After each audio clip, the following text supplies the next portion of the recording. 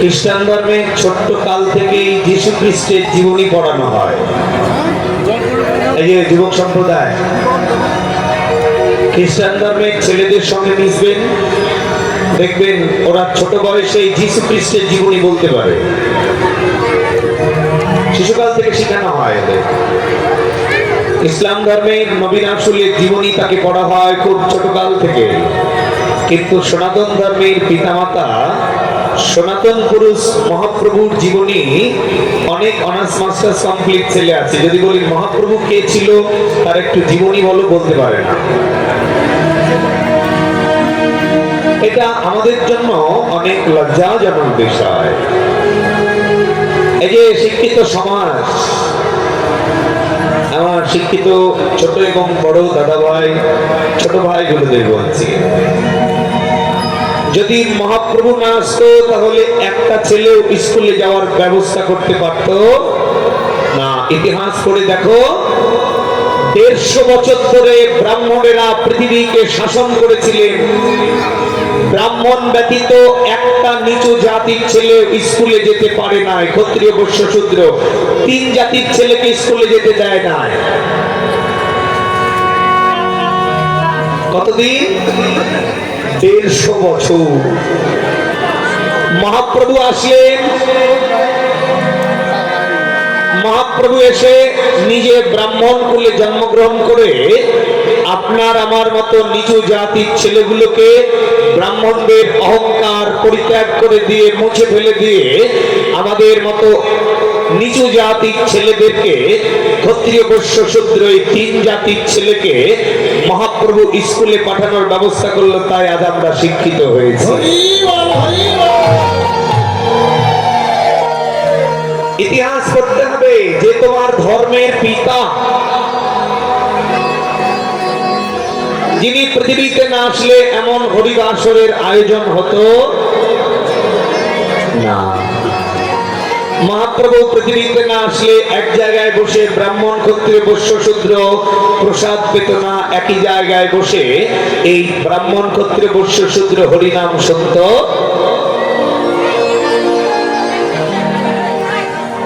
এগুলো কার ক্রেডিট? শ্রী চৈতন্য মহাপ্রভু। যিনি মহাপ্রভু এত করুণাময় ভগবান, এত দয়াময় কৃষ্ণ এসে অর্জুনকে দিয়ে দুর্যোধনকে মেরেছেন, শিশুপালকে মেরেছেন, রামচন্দ্র রাবণের যোদ্ধা ধ্বংস করেছেন।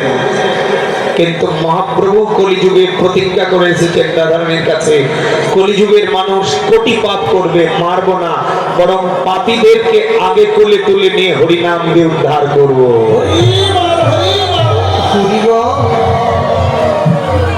শুধু শিক্ষিত হলে হবে না।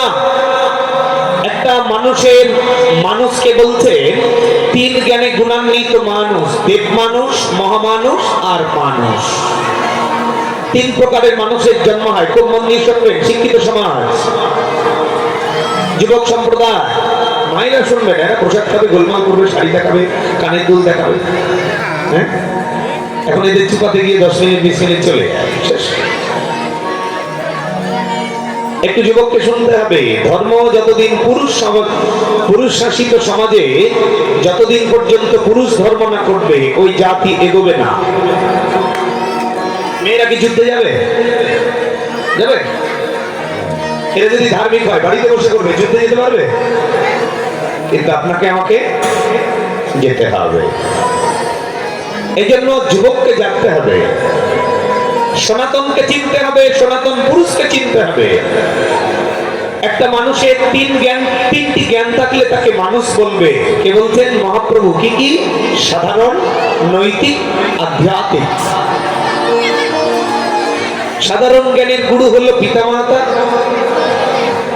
এই জন্য পিতামাতার সেবা না করলে, যত বড় শিক্ষিত হও, যত বড় পোশাক বুঝি হও, যত বড় শিক্ষিত হও, পিতামাতার সেবা না করলে তোমার ধর্ম হবে। এই জন্য আদিগুরু পিতামাতা। নৈতিক জ্ঞান, নৈতিক জ্ঞান কাকে বলা হয়? স্কুল কলেজের শিক্ষক শিক্ষিকা, এরা নৈতিক জ্ঞান প্রদান করবেন। এরা এজন্য শিক্ষক শিক্ষিকা একজন গুরু, তিনি না হলে আমার নৈতিক জ্ঞানের প্রদীপটা জ্বলত না। এই জন্য নৈতিক জ্ঞান। আর 3 নম্বর হলো আধ্যাত্মিক জ্ঞান। দীক্ষা এবং শিক্ষার কাছে যেতে হবে। কেন? এই যে যুবক সম্প্রদায়, ভক্ত কণ্ঠহার গ্রন্থে নন্দলাল পণ্ডিত লিখলেন, কে ভাই তুমি ঘুমিয়ে আছো শ্মশানে? তুমি কি সেই বড় অফিসার যার কথায় 500 মানুষ উঠা বসা করতো? কই শ্মশানে তো তোমার সঙ্গে কেউ আসে নাই। কথাগুলো একটু শুনতে হবে। তুমি কি সেই বড় অফিসার, তোমার কথায় 1000 মানুষ উঠতো বসতো? কই শ্মশানে তো তোমার সঙ্গে কেউ আসে নাই, আজ তো তোমার কথা কেউ শুনে না। তুমি অক্সিজেন সেট করা ছাপের খাটে তোষকে ঘুমাতে, তোমার ঘরটা ছিল বিলাসবহুল, তোমার পার্সোনাল ডাক্তার ছিল 12টা। কই আজকে শ্মশানে তো তোমার সঙ্গে কেউ তারা আসে নাই। তাহলে মৃত্যু চিন্তা করতে হবে। জীবনের এই খাতার পাতায় সবই দিলি ফাঁকি। জাতি বিদ্যা রূপ যৌবন পাণ্ডিত্যের অহংকারে যদি তুমি মেতে থাকো, জাতি দিয়ে ভগবানের চরণে জায়গা পাবে না, বিদ্যা দিয়ে ভগবানের চরণে জায়গা পাবে না। তবে পাবে কবে? যেদিন নিরহংকার হয়ে, বিদ্যায় বিদ্যার্থী হয়ে, শিক্ষায় শিক্ষিত হয়ে, যদি শিক্ষার পাশাপাশি অফিসারের পাশাপাশি ক্লাস করার পাশাপাশি যদি শ্রীমদ্ ভগবত গীতাকে মেনে নিয়ে সংসার করতে পারো, বিদ্যা অর্জন করতে পারো, তবেই তোমার বিদ্যাটা সার্থক বিদ্যা হবে।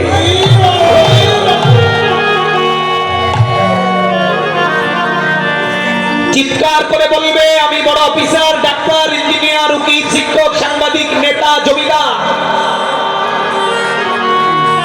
সেদিন তোমায় ক্ষমা করবে।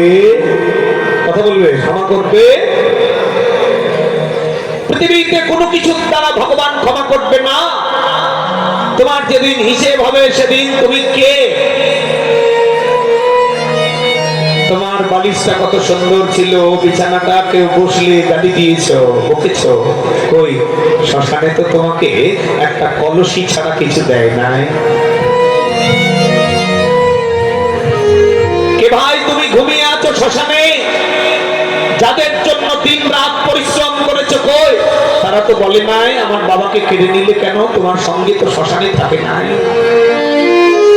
কই তারা তো ভগবানকে বলবে না আমার বাবা আমার জন্য প্রচুর পরিশ্রম করেছে, আমাকে ডাক্তারি পড়াতে গিয়ে কোটি কোটি টাকা লেগেছে, আমার বাবা দিয়েছে, ভ্যান চালিয়ে, রিক্সা চালিয়ে, আমার বাবার কিছু টাকা আমাকে পরিশ্রম করতে হয়েছে, আমার বাবার টাকা ইনকাম করতে গিয়ে বাবাকে পরিশ্রম করতে গিয়ে হয়েছে, আমার বাবার কিছু পাপ আমাকে দিয়ে দাও। কোনো ছেলে মেয়ে বলবে না তো? নাকি কেউ পাবের অংশ? তাহলে তোমাকে মৃত্যু চিন্তা করতে হবে। বিধি হবে কি লিখেছে, কখন কার মরণ। জন্ম নিলেই মরতে হবে, রাখিস রে স্মরণ। কেউ বা থাকে রাজপ্রাসাদে, কেউ বা ভিখারি, যে জন ডাকে দয়াল হরি, আমি তার চরণ ধরি। জীবনের এই খাতার পাতায় সবই দিলি ফাঁকি। জীবনের খাতার পাতায় 80 বছর বেঁচে থাকলে সখী মন্ডল বললে, তুমি ভেবেছ কি মনে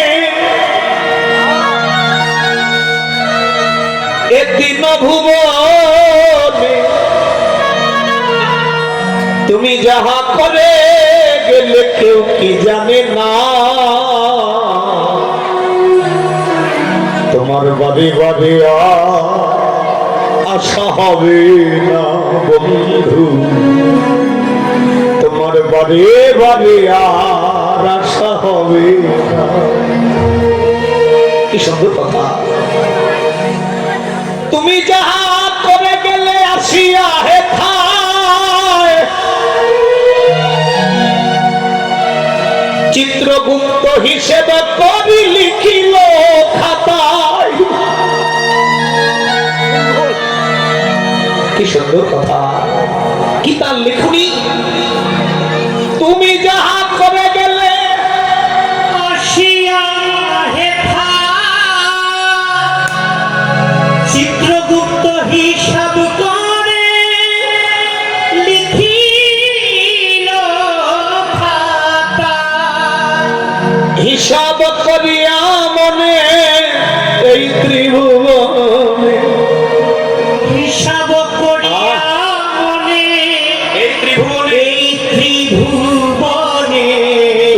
যাহা করে গেলে কেউ কি জানে না,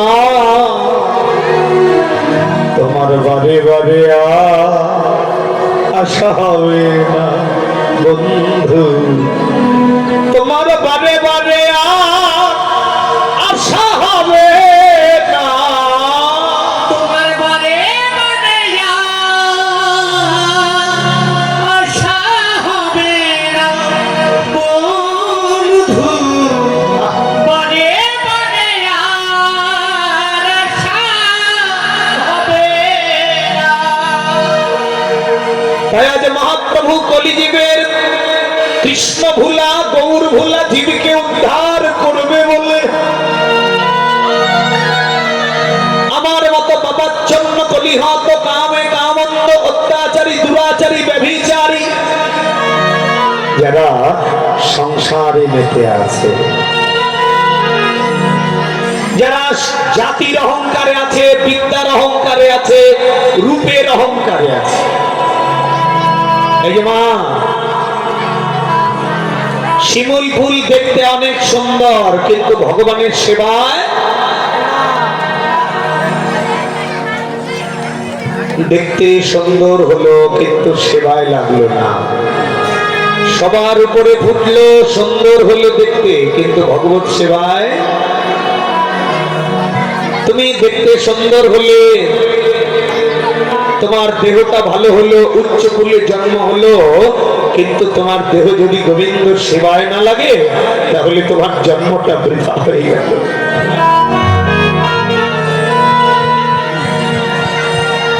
জাতি বিদ্যা, বিদ্যার অহংকার করেছিল, দাতা কর্ণ আমার থেকে বিদ্যান জগতে কেউ নেই। ভগবান পরশুরাম শ্রী গুরুদেব বললেন, যেদিন মরবি সেদিন তোর সকল বিদ্যা ভুলিয়ে দেওয়া হবে। তাই মৃত্যুর আগে সবাই নিজ নিজ বিদ্যা, পার্থিব জগতের বিদ্যা ভুলে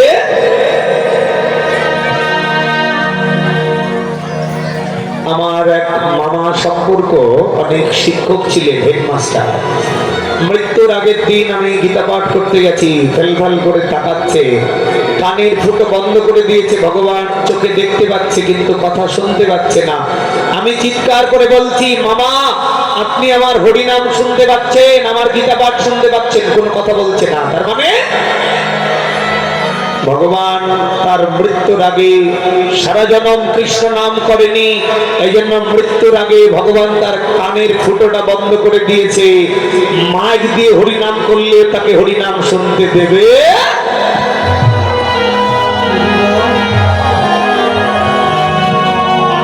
সারা জনম বাহাদুর করে গেলি, সারা জনম অহংকার করে মরলি মানুষ,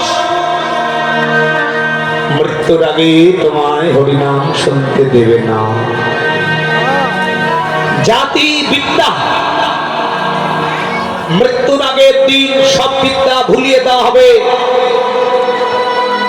জাতি বিদ্যা রূপ, গীতার দ্বিতীয় অধ্যায়ে 13 নম্বর শ্লোকে বললেন, দেহনমস্মিন যথা দেহে কমলম যৌবনম জড়া তথা দেহান্তর প্রাপ্তির ধীর স্তোত্র নমজ্জতে। তুমি যত বড় সুন্দর সুন্দরী হও, তোমার বাল্যকাল, যৌবনকাল, বার্ধক্যকাল আসবে। তুমি যদি রূপের অহংকার করে মরো, ভাগবতে বলছেন এ জন্মে যারা শুধু রূপ চর্চা করে মরবে, পরের জন্মে পায়খানার পোকা খুলে জন্ম দেওয়া হবে। কেন? এই জন্মে রূপ দিয়েছিলাম, সবাই তাকিয়েছে বলে অহংকার করেছি, পরের জন্মে পায়খানায় জন্ম দেব, কেউ তাকাবে না তোর দিকে। আমার কথা নয়, ভাগবত বলছে এই জন্মে যারা রূপের অহংকার করে মরবে, এজন্মে যারা শুধুমাত্র রূপ চর্চা করে মরে যাবে, এ দেহটাকে ভগবানের সেবায় লাগাবে না, পরের জন্মে কুৎসিত কুলে জন্ম দেবে, উগ্র উগান্ডায় জন্ম দিবে, যার চেহারার বিশ্রী থাকবে না, অথবা এমন প্রতিবন্ধী করে জন্ম দিবে তুমি চাইলেও ভালো হবে না তোমার চেহারা, এমন করে জন্ম দিয়ে দেবে। তাই রূপ পেয়েছো, এই জন্মে যদি ভগবানের সেবায় লাগিয়ে মরতে পারো, পরের জন্মে আরো বৈষ্ণবের কুলে জন্ম হবে, আরো সুন্দরী হয়ে জন্ম হবে। ভাগবত বললেন 30 বছর বয়স তোমার রূপচর্চা করে মরছ, যেদিন বয়স 60 হবে সেদিন পৃথিবীর শ্রেষ্ঠ বিউটি পার্লারে গেলেও তোমার চামড়া টাইট হবে। যা তোমার নয় তা নিয়ে অহংকার করে লাভ। জাতি বিদ্যা রূপ ও যৌবন, সব থেকে বড় পাপের জায়গা যৌবন। এই যে যুবক, আরে তুলসী মালা গলায় দিলে কি না দিলে কি, দূর কীর্তনীয় সব বলে। একাদশী দিন ভাত দে মা, বলে খোকা আজকে একাদশী করবি না, দূর ওটা তোমাদের ব্যাপার, আমাদের ব্যাপার না, দে ভাত দে। খোকা আজকে নিত্যানন্দ ত্রয়োদশী করবি না, আরে ওইসবের বয়স আছে গো, তোমাদের মতো বয়স হোক তখন আমরা করব, এখন আমরা যুবক। বোকা, মূর্খ, অজ্ঞান, মূঢ়, এদেরকে গীতার ভাষায় বললেন মূঢ়। যেদিন তোমার বয়স হয়ে যাবে সেদিন তুমি একাদশী করতে পারবে না। কেন? কারণ সেদিন তুমি না খেয়ে থাকার ক্ষমতা হারিয়ে ফেলবে।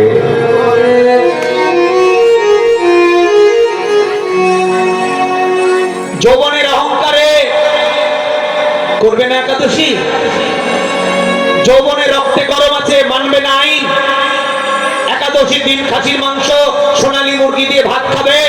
হে মানুষ, জেনে রেখো, গুলটি যখন আকাশে উড়ে তখন মনে করে আকাশটা আমার, কিন্তু ওর পিছনে সুতো দিয়ে লাটাই বাঁধানো আছে, টান দিলে জেনে রেখো, তুমি যত বড় শক্তিশালী নেতা হও, যত বড় শক্তিশালী যৌবনধারী হও, ভগবানের হাতে লাটাই আছে। যেদিন টান দিবে সেদিন হাসপাতালে তোমার খাবার বন্ধ করে দিবে, নাক দিয়ে নল ঢুকিয়ে ব্লিন্ডার করা খাবারটাও ঢুকতে দেবে না, শরবতটুকু খেতে পারবে না, কষা দিয়ে বেরিয়ে যাবে, এমন কায়দা ভগবানের কাছে আছে। এই জন্য মাঝে মধ্যে দুটো জায়গায় যাবেন, অহংকার কমবে। এক, হাসপাতালে মুমূর্ষ রোগী দেখতে যাবে। মানুষ কখনো কারো মৃত্যু কামনা করে না, কিন্তু কারো কারো মৃত্যু কামনা করে। কেন? যখন 10-15 বছর প্যারালাইসিস হয়ে পড়ে নিজের পায়খানা নিজের মুখে তুলে দিচ্ছে, এমন রোগী বহু আছে।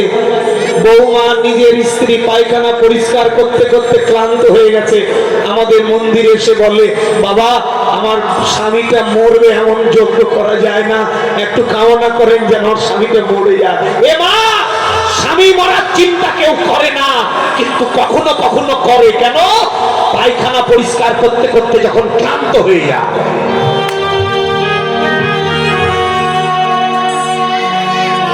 এজন্য মাঝে মধ্যে যাবে হাসপাতালে।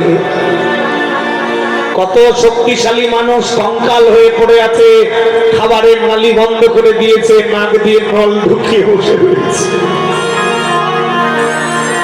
তোমার রক্তে পোকা লেগে যাবে, এ যৌবনধারী মানুষ, তোমার ওই রক্তে পোকা লেগে যাবে, রক্ত উৎপাদন করা মেশিনটা বন্ধ করে দেবে, তোমার সামনে খাবার থাকবে, ঢুকবে না। তোমার ছেলে কোটি কোটি টাকার মালিক হবে, তোমায় ফল এনে দেবে, খোকা খেতে পাচ্ছি না বাবা, খেতে তোমায় দেবে না।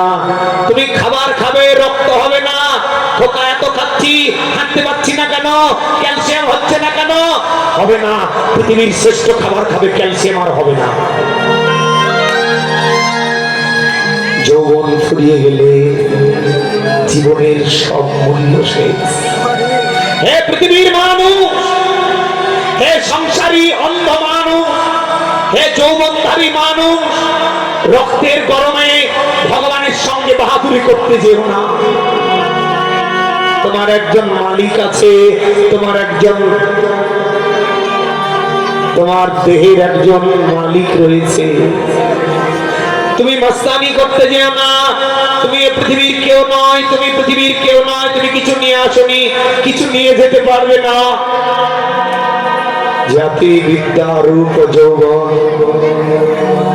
যৌবনের অহংকার সব থেকে বড় পাপের জায়গা। দাও তুলসী মালা, করো একাদশী, সকাল সন্ধ্যা একবার মন্দিরে বসে তুলসী পাতা গৌর চরণে দিয়ে বলো, গৌর হে চাকরি করি, তোমার সেবা করতে পারি না। জীবনের কিছু অংশ টাকা কমিটিকে দিয়ে দাও, মন্দিরে দাও, ভক্ত সেবায় দাও, ক্ষমা হয়ে যেতে পারে পাপ। মন্দিরে গিয়ে যে ভগবানের সেবা করতে হবে তা কিন্তু নয়। তোমার দেহের ইনকাম করা টাকা দিয়েও তুমি ভগবানকে খুশি করতে পারো। এজন্য সেবা তোমাকে করতে হবে। জাতশ্রী ধ্রুব মৃত্যু ধ্রুবলম জন্ম মৃত্যুশ্চ চ তস্মাৎ পরিহার্যর্তনম তম শৌচতি মহর্ষি। তুমি জন্মেছ, মরতে হবে নিশ্চিত। মরণের ভয় যদি থাকে, পরিকল্পনা করে রয়েছ 40 বছর পরে নীলফামারী শহরে বাড়ি করব, ছেলেকে ডাক্তার বানাবো, কত পরিকল্পনা হৃদয়ে নিয়ে রাত্রিবেলা ঘুমালে ও মানুষ, সেদিন যদি তোমার ঘুম না ভাঙে,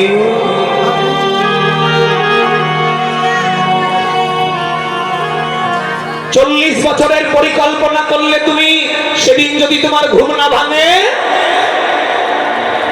তাহলে জীবনের সব পরিকল্পনা শেষ।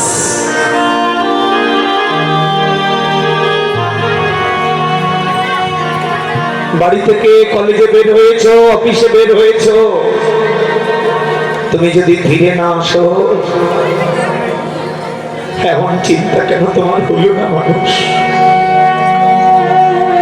সব চিন্তা হলো, মরণের চিন্তা কেন হলো না?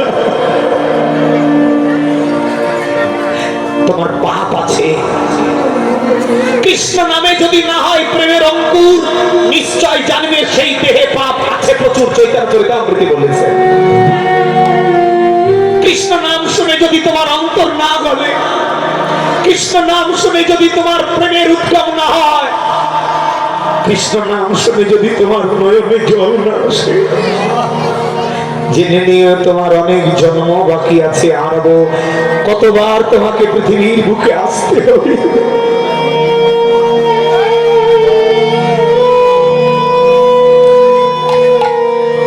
এই জন্য মহাপ্রভু আসলেন, প্রেমের ঠাকুর, প্রেমের অবতার, প্রেমময়, দয়াময়, করুণাময়। যে মানুষটি আচণ্ডালে প্রেম বিলাইল, মহাপাপী জেনেও তারে কোলে তুলে, সে যে হরি নামে মাতুয়ারা, ঝরে চোখের জল। মহাপ্রভু নিজে কাঁদছেন, হেমানন্দে বাহু তুলে বলে, বলিবে হরিব।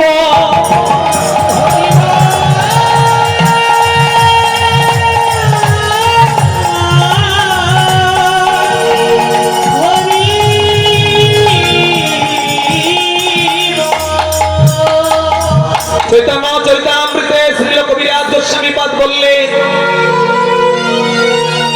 পাইয়া মনুষ্য জন্ম যে না শুনে গৌর গুণ, তার জন্ম হেন ব্যর্থ হইল। পাইয়া অমৃতের ধুনি পিয়ে বিষাক্ত পানি জন্মে আসে কেন নাহি মইল। একটু শুনে যাও ভাই, একটা কথা শুনে যাও। জীবনের একটা কথাও যদি তুমি আজকে শুনে যাও, তোমার জীবনটা নষ্ট হবে না রে ভাই। মরতেই যদি হবে, পৃথিবী ছেড়ে যদি চলেই যেতে হবে, তাহলে কিছু কথা শুনে যাও। চৈতন্য চরিতামৃতে বলছেন কবিরাজ গোস্বামীপাদ, খুব মন দিয়ে শুনবেন কথাগুলো। পাইয়া মনুষ্য জন্ম যে না শুনে গৌর গুণ, পাইয়া মনুষ্য জন্ম যারা মানুষ কুল পেল, অথচ গৌরকে ভজল না, গৌরের দেওয়া হরিনাম করল না, গৌরকে ভগবান বলা বাদ দিয়ে অন্য কাউকে ভগবান বলল, তার মানব জন্মটা নষ্ট হয়ে গেল। এ ভাই, রাস্তা দিয়ে হাঁটবে, অনেক কুকুর বিড়াল চোখে পড়ে, ওদের দিকে তাকিয়ে নিজের হৃদয়ে অনুশোচনা নিয়ে আসবে। আজ আমি মানুষ, যদি আমি মানুষের আচরণ না করি, কালকে এর জায়গাটাতে আমি আসব।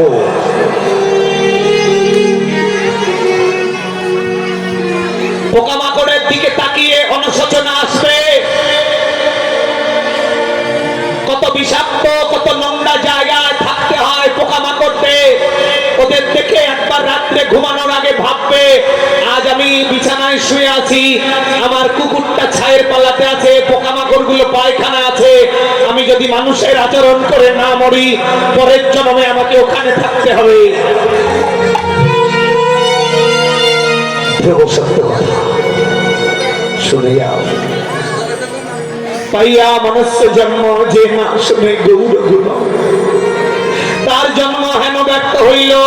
পাইয়া অমৃতের ধুনি পিয়ে বিষ গন্ধ পানি জন্মিয়া সে কেন নাহি মইল।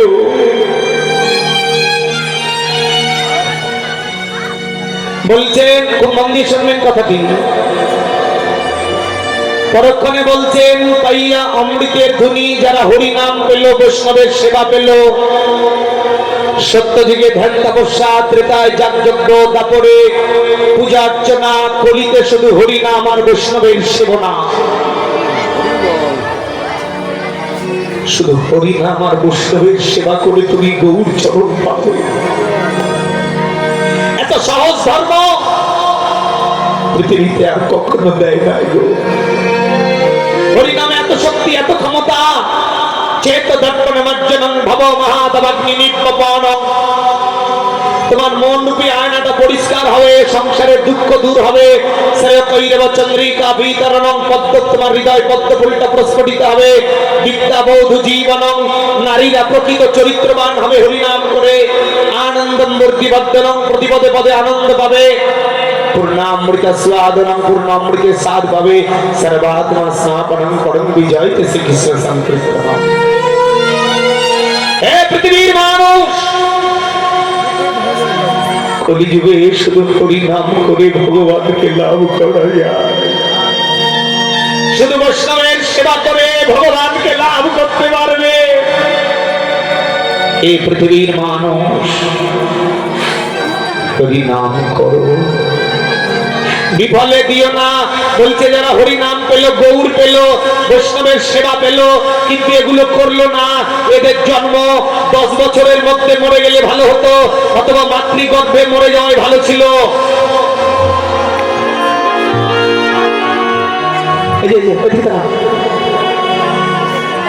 কবিরাজ গোস্বামী বলছে মাতৃগর্ভে অথবা 10 বছরের মধ্যে মরে গেলে ভালো হতো। কেন?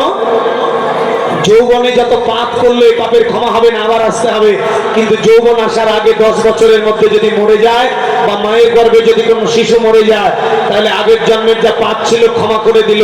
10 বছরের পরে পাপ লিখা হয়, আগে লিখা হয় না।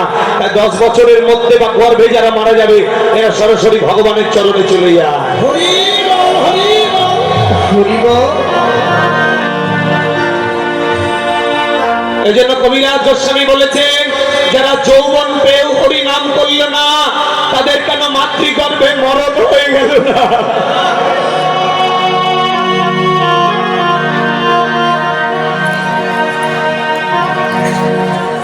যারা যৌবন পেয়ে হরি নাম করল, যারা যৌবন পেয়ে হরি নাম করল না, যারা ধর্ম করিল না, যারা গৌর ভজিল না, তাদের কেন 10 বছরের মধ্যে মরণ হয়ে গেল না? 10 বছরের মধ্যে বা মাতৃগর্ভে যদি মরণ হয়ে যেত, তাহলে সরাসরি গোবিন্দ চরণ পেয়ে যেত, কোনো হিসেব হতো না। 10 বছরের মধ্যে যাদের মৃত্যু হয়ে যায়, গর্ভে যাদের মৃত্যু হয়ে যায়, এরা নিষ্পাপ শিশু, এরা মরলে গোবিন্দ চরণ পেয়ে যায়। তাই কবিরাজ গোস্বামী বলছে, যারা জন্ম পেয়ে গোবিন্দ ভজল না, তাদের কেন মাতৃগর্ভে মরণ হয়ে গেল না?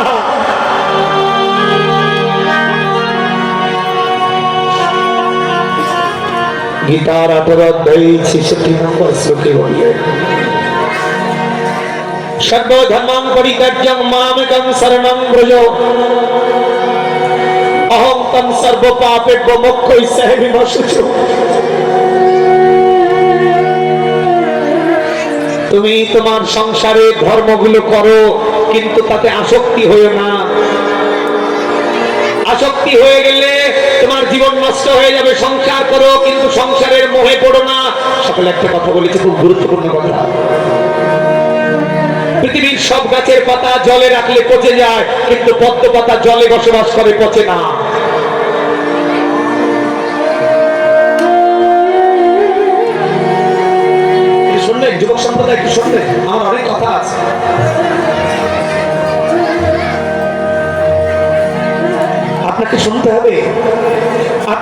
বাঁচাতে পারবেন, আপনি সনাতনকে বাঁচাতে পারবেন, আপনি সনাতনকে মাথা তুলে দাঁড় করাতে পারবেন। যিনি নিজে আচরণ করে তিনি জগৎকে উদ্ধার করে, যিনি নিজে আচরণ করে না তার দ্বারা পৃথিবী পবিত্র হবে না। ভগবান বললেন ইয়াদা ইয়াদা হি ধর্মস্য গ্লানি ভবতি ভারত। আমি শুধু ভগবান রূপে নয়, আমি কোন কোন এলাকায় ভক্ত রূপে জন্মগ্রহণ করে হাজার হাজার চণ্ডালকে উদ্ধার করে আমি পৃথিবীকে উদ্ধার করি।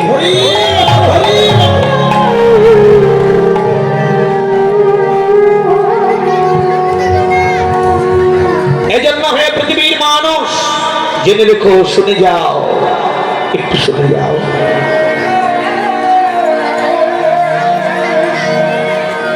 সব গাছের পাতা জলে রাখলে পচে যায়, কিন্তু পদ্ম পাতা জলে বসবাস করে, পচে না। কেন? কারণ পদ্ম পাতা জল চায় না, জলে আসক্তি নেই, জলে মোহ নেই, জলে বসবাস করে, জলের প্রতি কোনো আকৃষ্ট নেই, জলের প্রতি কোনো মায়া নেই, মোহ নেই।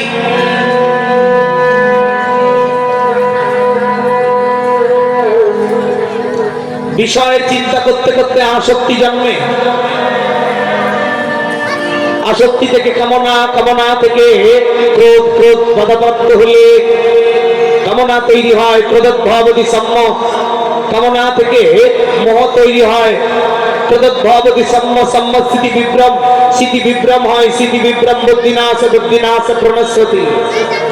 যখন মোহ তৈরি হয়ে যায় তখন ভুলে যায় ভগবান আছে, বলে না আমার স্ত্রীকে সেবা করলে মনে হয় ভালো হয়, স্মৃতি ধ্বংস হয়ে যায়, ভুলে যায় মানুষ ভগবানের কর্ম। আমার বাবাকে সেবা দেওয়া আমার কর্তব্য কর্ম, কিন্তু ভগবানকে ভুলে নয়।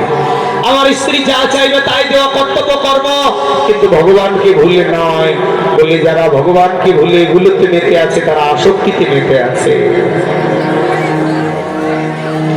এজন্য বললেন সর্ব ধর্মং পরিত্যাজ্য মামেকং শরণং ব্রজ অহং তং সর্ব পাপেভ্যো মোক্ষয়িষ্যামি মা শুচো। হে পৃথিবীর মানুষ, তুমি সংসার করো কিন্তু সংসারে আসক্তি হয়ে না। কেন? কারণ তুমি কিছুই নয় সংসারে, তুমি তোমার কিছু নয়।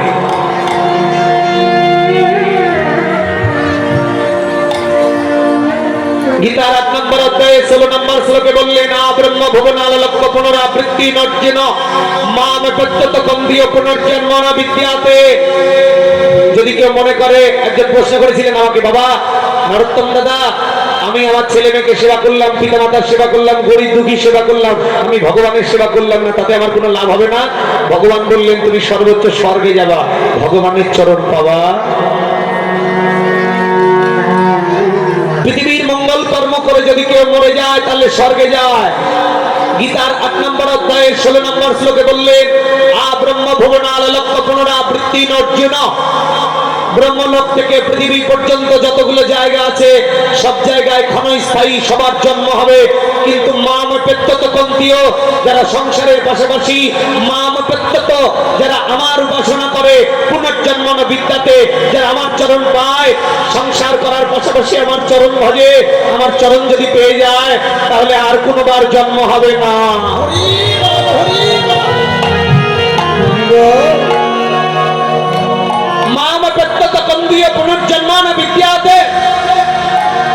যারা আমার উপাসনা করবে তাদের পুনর্জন্ম হবে না।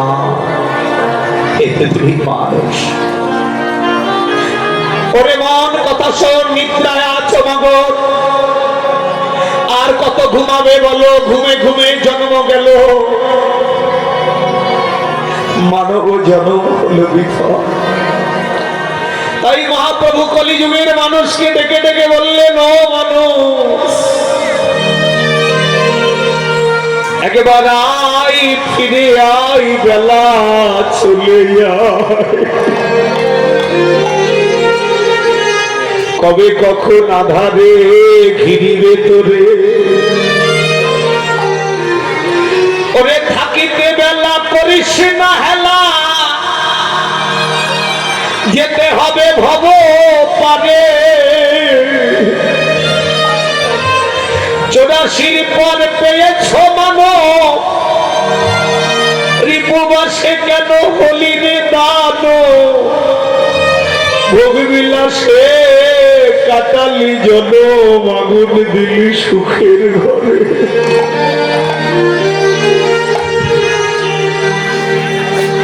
আলো ভেবে হয় আলে আর পিছে, বেভুল তোরা ছুটেছিস মিছে, বিষয় বিষে হারালি দিশে, বাধা রইলি মায়া ডোরে, কাল কাটালি ভাঙা তরি বাইয়া। একদিন না দেখলি চাইয়া, ওরে তোর তরি মনাই গেছে খইয়া। মহাজন তোর হিসাব করে, পিতৃ রত্ন ধন বোঝাই করে, ছয়জন দাবি সঙ্গে করি করি দিয়াছিল সাজাইয়া।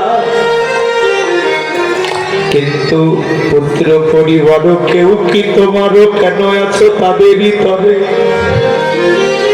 অমৃত ভাবিয়া গরল খাইয়া পদে আছো মায়ার সংসারে।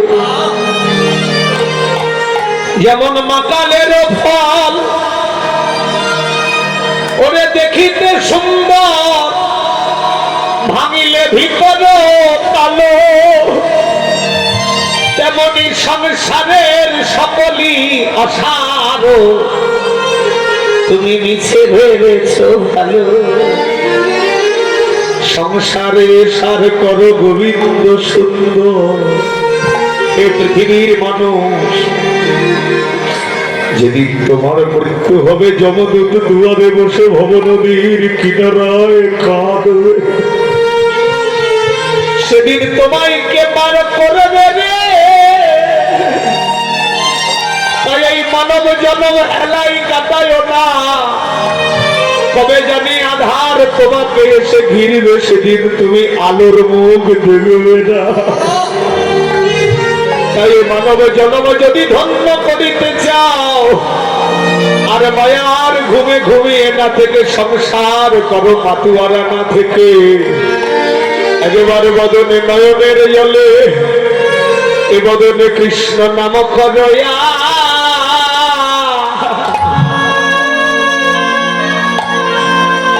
আর বৈষ্ণবের চরণ ধুলি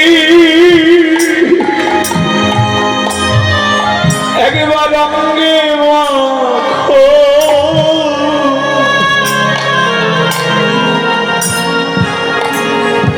বদনে কৃষ্ণ নাম করয়া।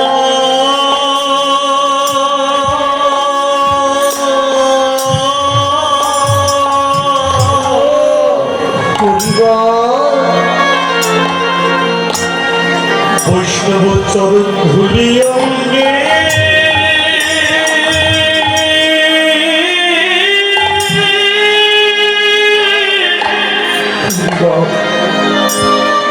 ধুলি অঙ্গে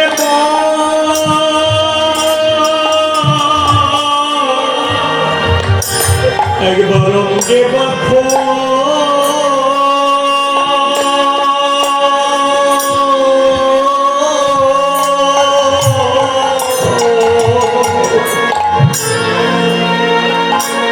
সাধের মানব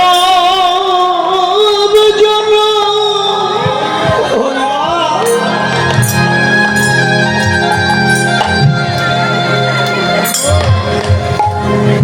এই যে হরি বল বলা,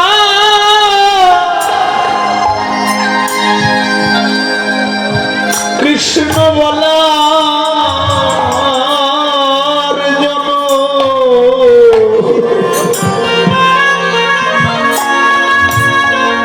জন্ম আর হবে না রে ভাই। এ জন্মে হরি নাম করো,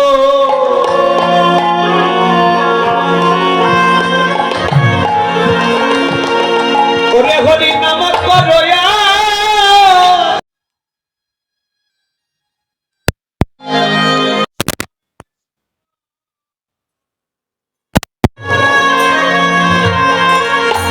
নিতাই গৌর হরি।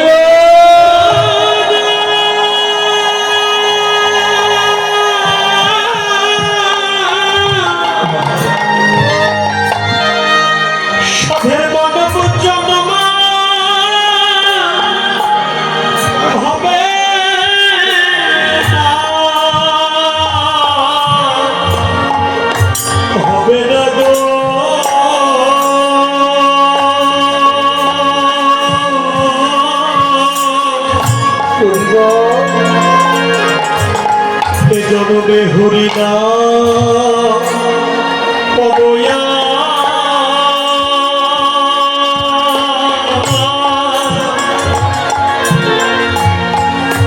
বৈষ্ণব চরণ সেবা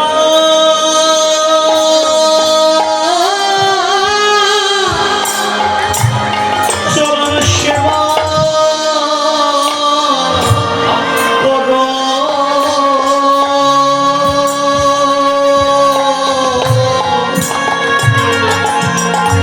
অনেক কত সাধনা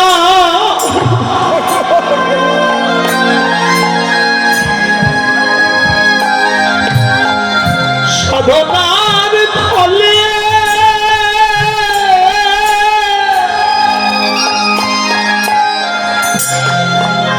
এমন সাধের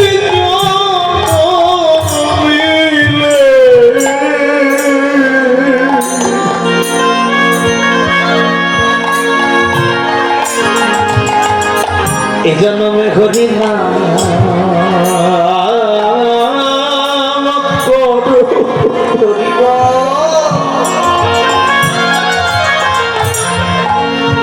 হরে হরি নাম করয়া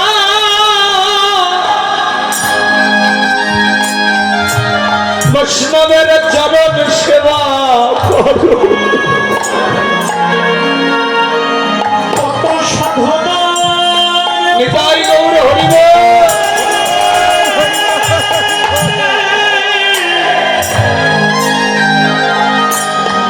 এমন জন মিলে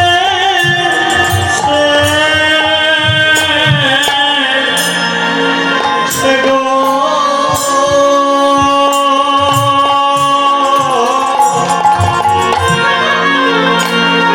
এ জন্মে হরিনা হরিনা পুষ্প রইয়া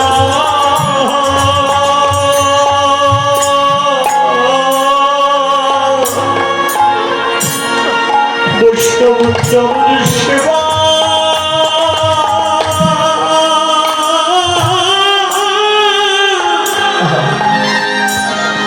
একবার বৈষ্ণব চরণ সেবা করো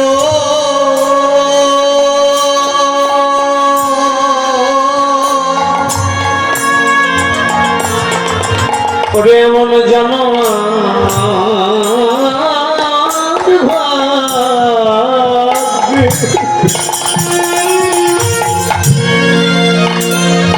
এ জন্ম হয় কি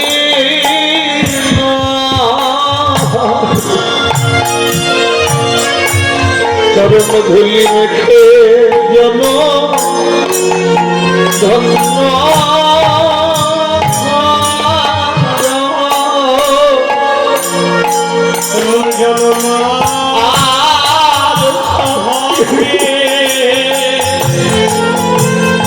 সে যাবি কখন বাসি বেজে উঠেলে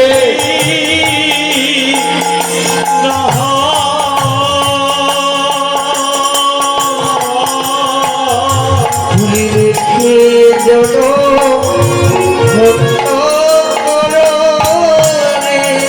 ওরে হরি বলা কৃষ্ণ বলার জন একবার হরি নাম করে জন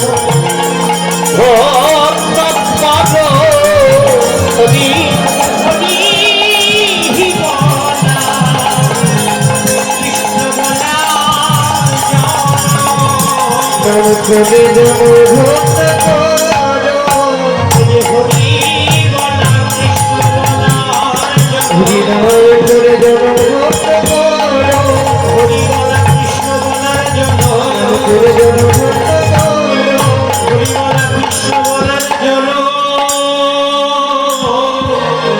হরিনাম করয়া বৈষ্ণবে সেবা করো আমার হরিবলা পাখি রে তুই হরি বলতে এসেছিলি করছিস কি মা বাপরে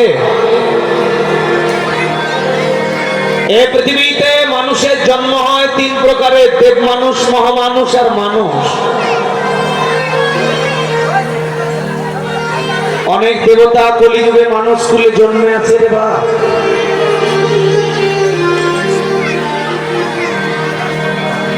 কেন মানুষ কুলে জন্মিল, কেন দেবতারা? ভগবান কৃষ্ণ যেদিন বললেন কলিযুগে আর কোন দেবতা পূজা রাখবো না, কলিযুগের মানুষ মদ খেয়ে দুর্গা পূজা করবে, পাঁঠা বলি দিয়ে কালী পূজা করবে, গাঁজা খেয়ে শিবের পূজা করবে, এরা বুঝবে না, এরা মাছ মাংসকে পূজা করে বেড়াবে। এদের আচরণ ঠিক থাকবে না, এদেরকে দিয়ে পূজা হবে না। তাই হরিনাম দিয়ে উদ্ধার করার জন্য আমি আর কোনো ধর্ম নিয়ে যাব না কলিযুগে। দেবতাদেরকে বললেন তোমরা স্বর্গে চলে যাও। দেবাদিদেব মহাদেব বললেন যদি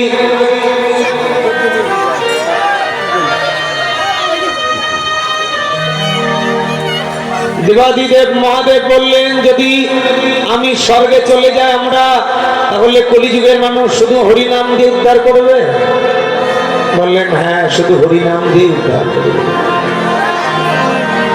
প্রভু হে, যদি হরিনাম দিয়ে উদ্ধার করো তাহলে দাও আমাদেরকেও মানুষ কুলে জন্ম দিয়ে দাও, আমরাও হরিনাম করে তোমার গোলক বৃন্দাবনে যাব। কেন? এই যে স্বর্গ হলে এই জায়গায়, ভগবান আছে এখানে। দেবতারা থাকে স্বর্গে, মানুষ যাবে গোলকে। দেবতারা কোনোদিন যেতে পারে না গোলকে। এই জন্য মানব জন্মটাকে বলা হয়েছে দেব দুর্লভ। দেবতারা থাকে স্বর্গে, ওরা স্বর্গের সুখ ভোগ করে। কিন্তু মানুষ যদি কৃষ্ণ ভজন করে তাহলে গোলকে যাবে। স্বর্গের অনেক উপরে গোলক। দেবতারা কোনোদিন নিজের হাতে গোবিন্দের চরণ স্পর্শ করতে পারে না। কিন্তু মানুষ যদি কৃষ্ণ ভজন করে গোলকে যায় তাহলে নিজের হাতে চরণ স্পর্শ করে গোবিন্দের সেবা করতে পারবে মানুষ।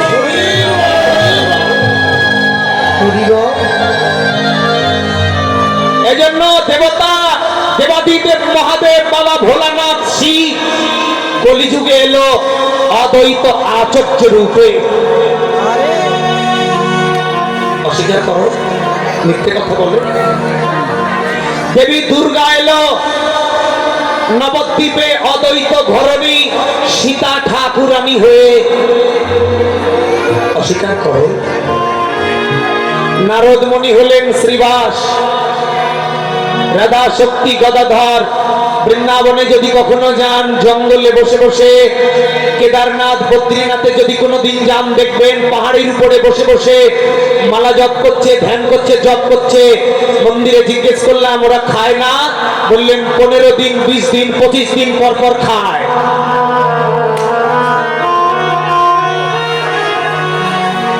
এরা কারা ভাই? এরা তোমার আমার মতো পাপী মানুষ। এরা হলো কোন দেব মানুষ, কোন দেবতা। কলিযুগে বৃন্দাবনে জন্মে, কেদারনাথে জন্মে তারা নিরন্তর বসে, আহার নেই, নিদ্রা নেই, ভয় নেই, মৈথুন ক্রিয়া নেই, এদের কোনো নেশা নেই সংসারের। এরা বসে বসে কোন দেব মানুষ হরিনাম যজ্ঞ করছে।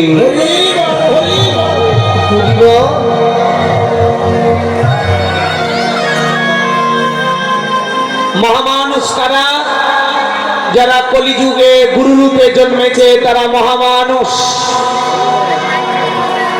গুরুকে মনুষ্য জ্ঞান না করো কখনো। এই যে বাবাজিরা, ভাইরা, এই পৃথিবী থেকে চলে যাবে, কারো সঙ্গে দেখা হবে না, কিন্তু নিজে নিজের গুরুদেবের সঙ্গে দেখা হবে।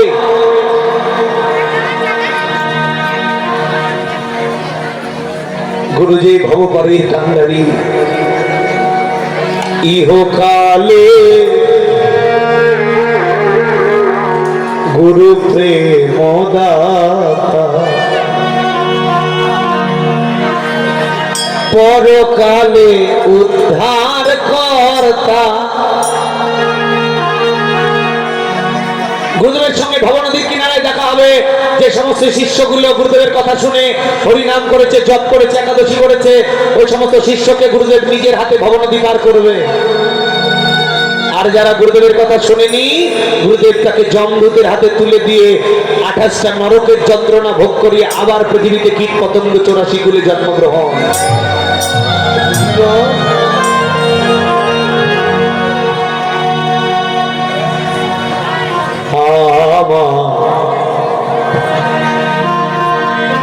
আমার হরি বলা পাখি রে, কৃষ্ণ বলা পাখি, কৃষ্ণ নাম লইতে লইতে, ওরে কৃষ্ণ নাম লইতে লইতে ঝরে যারো আখি রে, কৃষ্ণ বলা পাখি আমার হরি বলা পাখি। ওরে এই পাখিয়া সেই পাখি যেন আছে মাখামাখি,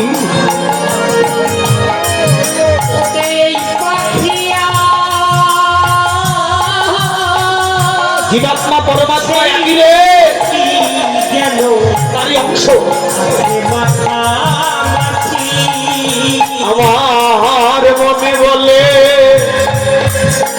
এরাই ছিল, মনে বলে এরাই ছিল কোন বৃন্দাবনের গোপী রে, কৃষ্ণ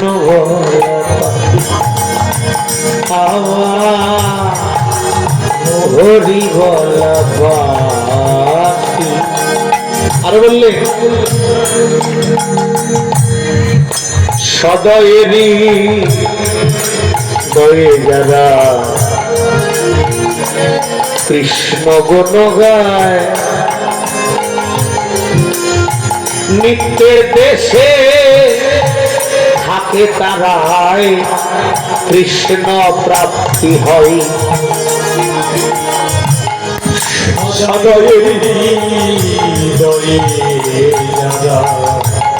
কৃষ্ণ গুণ গায়, নিত্যের দেশে থাকে তারা কৃষ্ণ প্রাপ্তি হয়। প্রেমানন্দে ভাসে তারা রে, সদা প্রেমানন্দে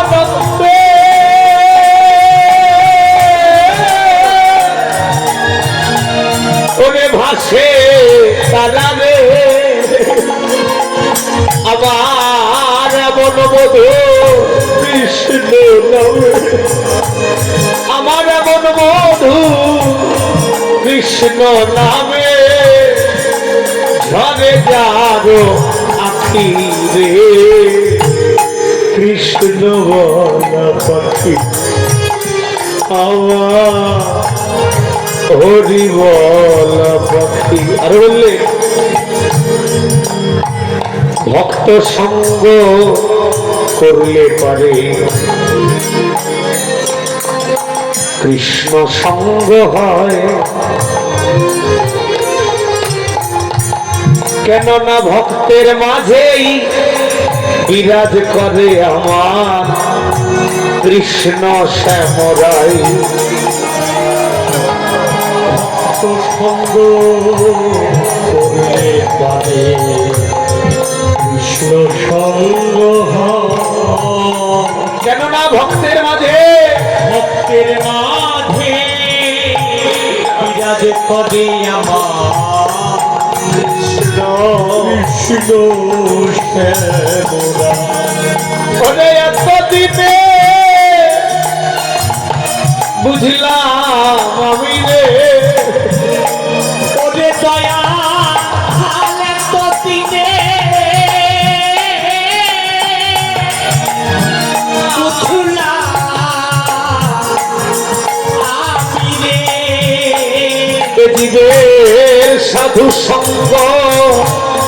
সারা যেন ওরে বৈষ্ণব সঙ্গ সারা যেন নাই কোন গতি রে কৃষ্ণ বল পথে আমার হরি বলা পাখি রে আমার কৃষ্ণ বলা পাখি ওরে নিঃসঙ্গ জীবন আমার এই যে বাবা নিঃসঙ্গ জীবন কেন বললেন? কারণ এই পৃথিবীতে তুমি যাদের সঙ্গ করছো ওটা তোমার সঙ্গ নয়, ওটা ক্ষণিকের সঙ্গ। তাই কবি বললেন ওই যে দেব মানুষ মহামানুষ আর তুমি হলো মানুষ। কেন জন্মেছ পৃথিবীতে? তুমি পাপের প্রায়শ্চিত্ত করার জন্য পৃথিবী নামক জেলখানায় তুমি জন্মেছ। ওরে নিঃসঙ্গ জীবন আমার বন্দি জেলখানায় এত সুন্দর মানব জন্ম আমার হেলায় হেলায় যায়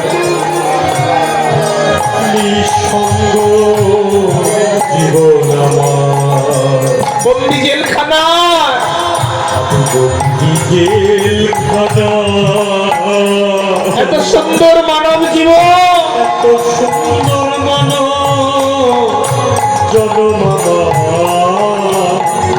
হেলায় হেলায় যায় ওরে অধমা নারায়ণ কান্দে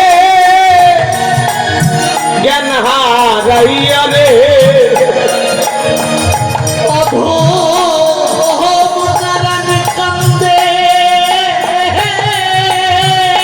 আরে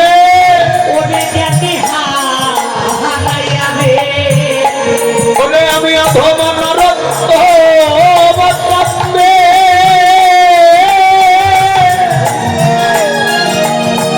জ্ঞান হারাইয়া রে যেদিন আমার ভব পারে টাকা শিবে ওরে আমার ভব পারে টাকা শিবে কি হইবে আমার গতি রে কৃষ্ণ বলা পাখি আমার হরি বলা পাখি রে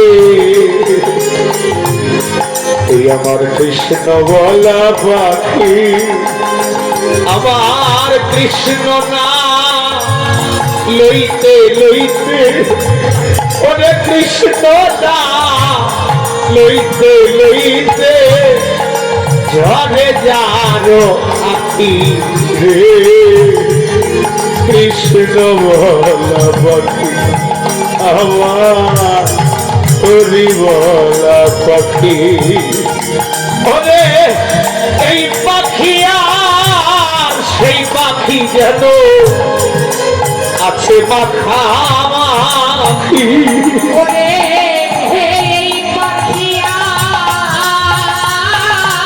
সেই পাখি রে